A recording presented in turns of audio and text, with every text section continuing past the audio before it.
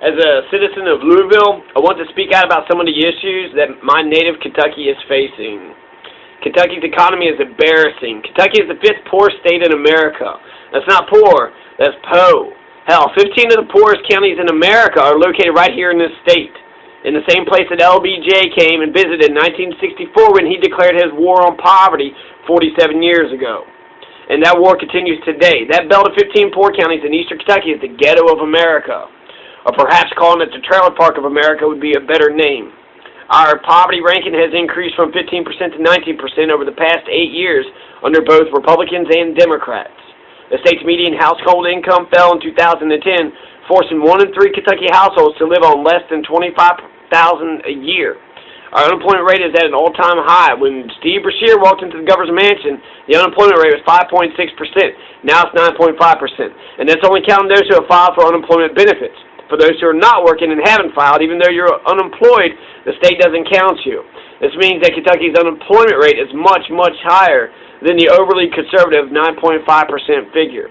To the 9 city council members who voted for the war on working people, which was carried over from Wisconsin and Ohio, you all should be ashamed of yourselves for turning against working people, the 99%, the overwhelming majority of Louisvillians.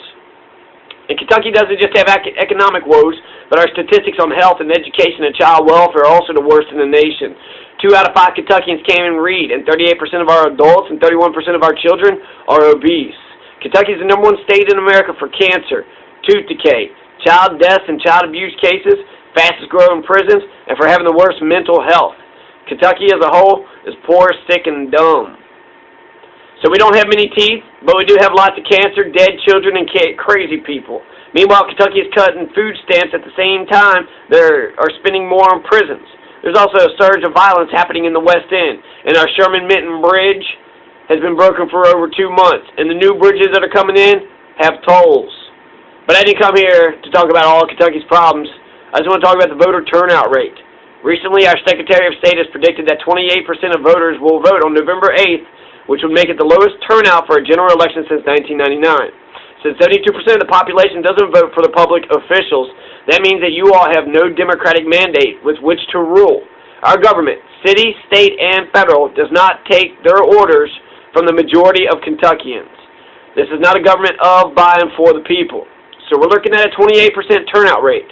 If you want democratic legitimacy, then you need to get the people on board and increase voter turnout to at least 51%.